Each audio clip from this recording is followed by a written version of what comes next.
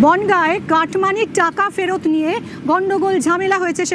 সেখানে কি ছবি ধরা পড়ছে আমরা জানবো, আরো বিশদে কথা বলবো। তবে কাটমানি ফেরত দেওয়া হচ্ছে, বিভিন্ন জায়গাতেই এই ছবি উঠে আসছে।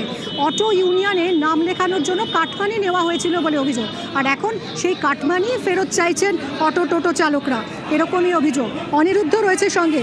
অনিরুদ্ধ, উত্তেজনা কি কারণ?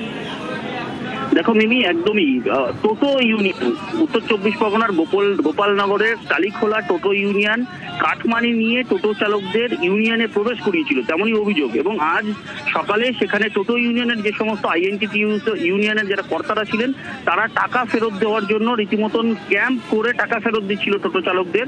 কিন্তু টোটো চালকরা সেখানে দাবি করতে থাকেন যে অনেকের কাছ থেকে 40,000 50,000 টাকা নিয়ে তারা টোটো ইউনিয়নে ঢুকিয়েছিলেন, এবং এখন টাকা ফেরত দেওয়ার ক্ষেত্রে সবাইকেই 1 টাকা ফেরত দেওয়া হচ্ছে, অর্থাৎ 2,800 টাকা করে সকলকে ফেরত দেওয়া হচ্ছে। এ নিয়ে রীতিমতন উত্তেজনা ছড়ায় এলাকায়। পরবর্তীতে ঘটনাস্থলে পৌঁছায় গোপালনগর থানার পুলিশ। ঘটনাস্থলে পৌঁছে ওই টোটো ইউনিয়নে যে কর্তারা ছিলেন, যারা টাকা ফেরত দিচ্ছিলেন, তাদের 6 জনকে আটক করে গোপালনগর থানায় নিয়ে যায়। এবং স্থানীয় যে সমস্ত টোটো চালক আছেন তাদের দাবি যে তাদের পুরো টাকা ফেরত দিতে হবে। তাদেরকে অবৈধভাবে টাকা নেওয়া হয়েছিল টোটো ইউনিয়নে প্রবেশ করানোর জন্য। এখন টাকা ফেরানোর ক্ষেত্রে 2800 টাকা করে সকলকে একইভাবে টাকা ফেরত দেওয়া হচ্ছিল। তারা চাইছেন তাদের কাছ থেকে যে টাকা নেওয়া হয়েছিল সেই টাকাই ফেরত দেওয়া হোক, এই দাবি তারা করছেন।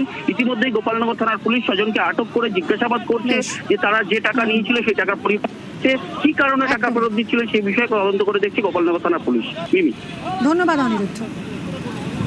ইউনিয়নে ভর্তি হয়েছে, 25,000 টাকা নিয়েছে আমার কাছ থেকে কাটমানি করে টিএমসি সরকার। আমি ওই টাকা ফেরত চাই। টিএমসি সরকার সোমেন দত্তের নেতৃত্বে। হ্যাঁ, টাকা ফেরত দেওয়া ছিল, 2,800 টাকা করে দিচ্ছিল আমাদের। পুরো টাকাটাই ফেরত চাই আমার। 35,000 টাকা 50,000 টাকাই চাই আমার।